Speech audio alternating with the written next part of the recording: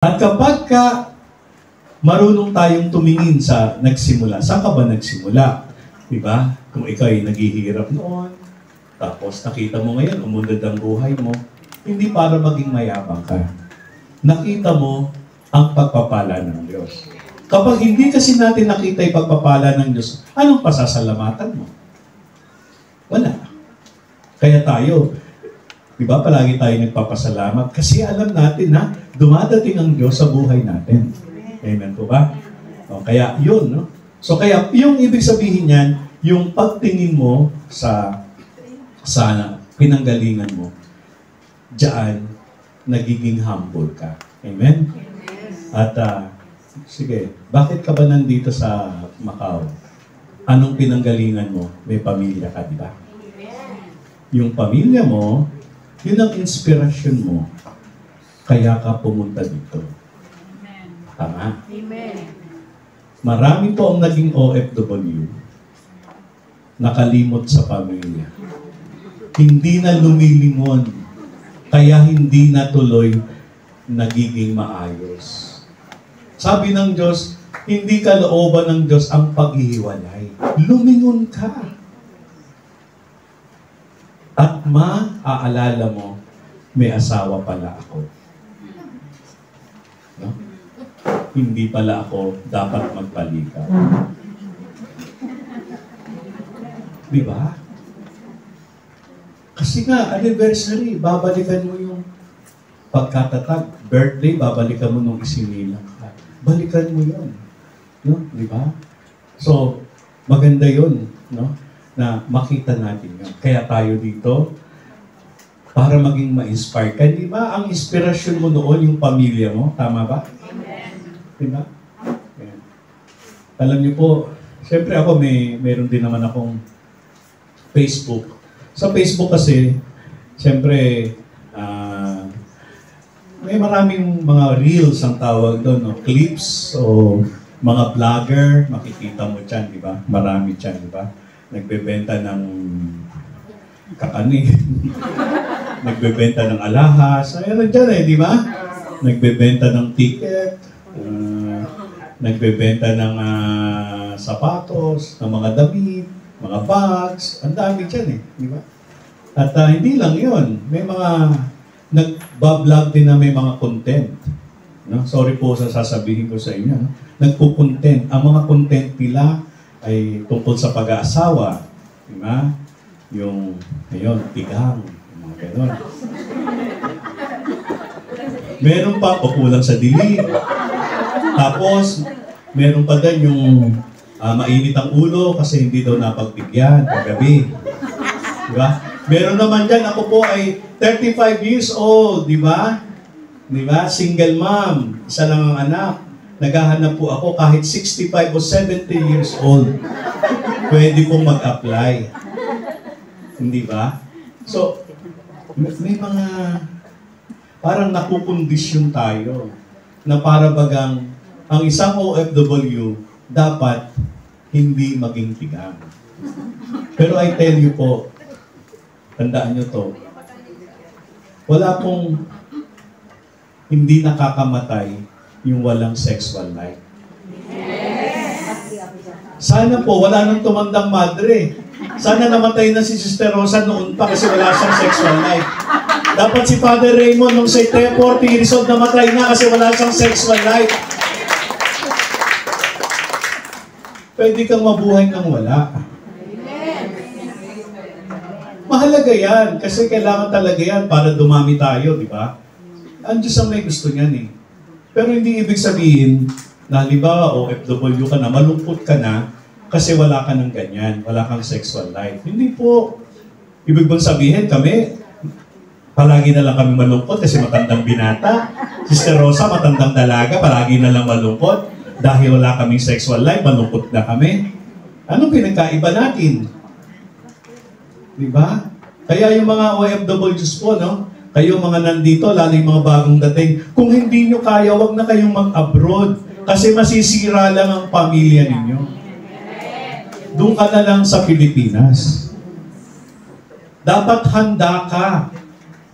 Pagpunta mo dito, alam mo na hindi mo kasama Kaya nga sinabi ko kanina, ang pag-aasawa hindi physical intimacy. Meron itong tinatawag na spiritual dimension, existential dimension. Halimbawa po ako, dahil inordinahan ako sa Pilipinas, ibig bang sabihin yan, napunta ako sa Belgium, napunta ako sa Europe, pag-iiba na ako, na naiwan na yung pangako ko na paglingkuran ng Diyos nung kasi umalis ako sa Pilipinas. Hindi. Kahit nasaan ka. Di ba? Kaya nga, kung merong kinasal kayo at meron kayong wedding ring, susuot nyo palagi. Para pag may manliligaw sa inyo. Married na ako. Di ba? Eh mahirap pa kami nagtanong sa iyo, siyempre may asawa ka na ba? Dati. Gusto rin pala. Kaya tandaan niyo po ito sa amin po sa Nueva Ecija, may kasabihan kami na ang isang puno nakatayo, di ba? Kung saan nakahilig o nakahapay ang tawag namin doon, ang puno, doon siya babagsak. Kung andito sa gawing kaliwa o gawing kanan nyo, sa babagsak, kanan, kaliwa. Kanan. Tingnan natin ang buhay natin, kapatid, no? Saan ba nakahilig ang buhay mo? Kung ang nakahilig ang buhay mo sa Diyos, mahuhulog ka sa Diyos. Subukan mong palibutan ang sarili mo, humapay ka sa mahilig magsugal. Diyan ka babagsak, magiging sugarod ka. Diba? Paligiran mong sarili mo ng mahilig mang babae o mang lalaki, kung doon ka nakahilig, doon ka babagsak. Kaya pinapaalala ng Diyos sa Ebanghelyo, balikan mo kasi kung saan ka nang galing at makikita mo, doon ka tatayo. Amen? So, tayo galing sa Diyos, doon tayo sa Diyos. Amen? No? Yung ino-offer ng mundo, ayan. No? So, ano yan? No? Okay, last na lang. Baka humaba ako, wala nang mawala na kayo ng time. Anong oras na ba? 5 minutes na lang and 1 hour. The blessing of humility. Okay? Humility, galing sa salitang humus. Soil. No? Human. Di ba? Human. Kaya nga, Adam. Di ba? Galing sa alabok. Di ba? At sa alabok din tayo. May kasabihan, di ba? Pag mahal na Ash Wednesday, galing ka sa alabok, ikaw di babalik sa alabok. Amen? Oh, kahit anong ganda mo, kapatid. Kahit magpaputi, magkulay ka pa ng buhok, maging mistisa looking ka pa, babalik ka rin. Di ba? Di ba sabi nga huwag tayong maging focus tayo sa mga bagay. Pagpapaganda ng bahay. Maganda yung bahay mo. Hindi ka nung titira. Makikitira ka din. Pupunta ka din doon kung saan nakahiga na yung nanay at tatay mo. Paaalisin mo pa sila doon. Ma, ako munang hihiga dyan. Doon cemetery.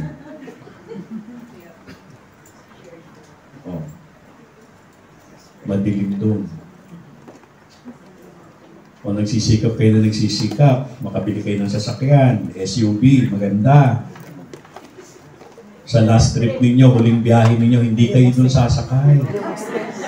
Magre-rent pa rin kayo ng kotse. Makintab, kulay itim, mahaba. May kurtina. May driver ka pa. At may nagpapatugtog. Kahit anong ganda ng iyong sasakyan, hindi ka dun sasakay sa huling biyahe mo. Amen. Amen? Magre-rent ka pa rin. Kaya huwag tayong maging focus natin yan. Sa halip, mag-focus tayo kung paano ang Diyos ay magiging bahagi ng ating buhay to establish our relationship with God. No? Humility. No? Alam nyo, sinugo ni Jesus ang kanyang mga alagad. Ilan? Dala-dalawa. Alam niyo po kung bakit dala-dalawa? Para may kapartner. may companion. Kasi delikado yung nag-iisa. Kasi pag nag-iisa, nagtagumpay doon sa ginagawa niya dahil sa akin, because of me. Ako may gawa niyan. Ako ang naging dahilan niyan. Ako. Pero kapag dala-dalawa, kami, uwi, tayo. Di ba? Kaya yung dala-dalawa ay para maging humble. No? Di ba?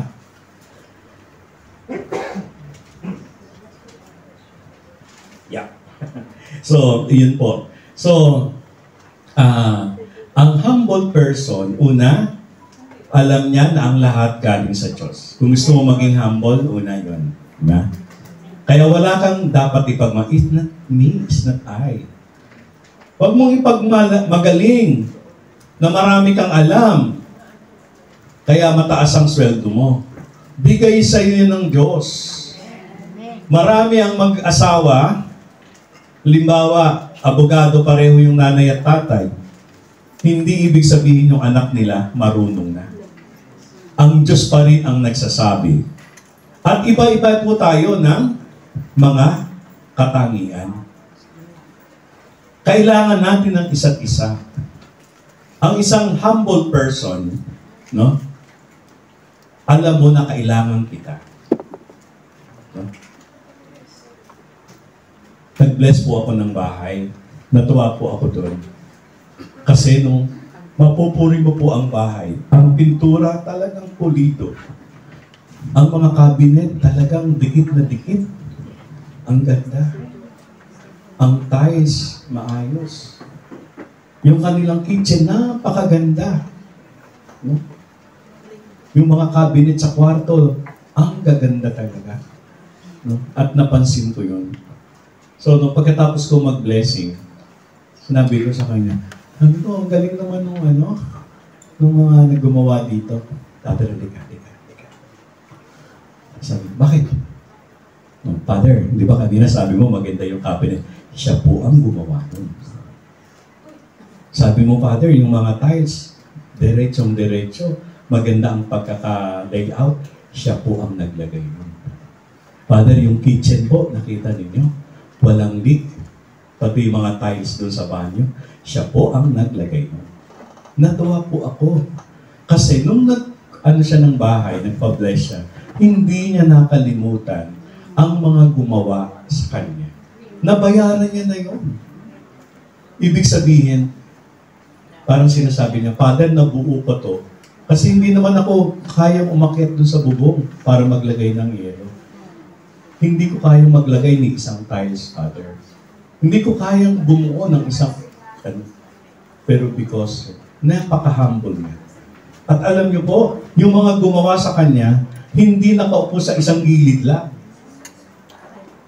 Siyempre, pagka-blessing, meron yung chairs and tables, yung doon nakaupo. Hindi na pinaupo. Kasi yung iba pa, tsaka na sa gilid-gilid siya. Hindi. Talagang bisita niya.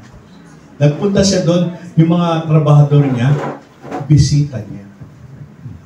At tuwang-tuwa sila.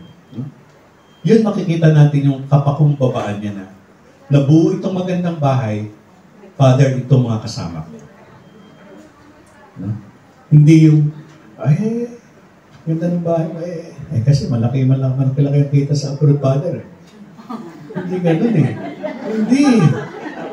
Hindi ganun. Hindi ako. Kung hindi maganda to kasi may mga, tayo rin po sa El Shaddai dapat meron tayong a humble heart. So yung isa, a grateful heart, is a joyful heart. A humble heart is a happy heart.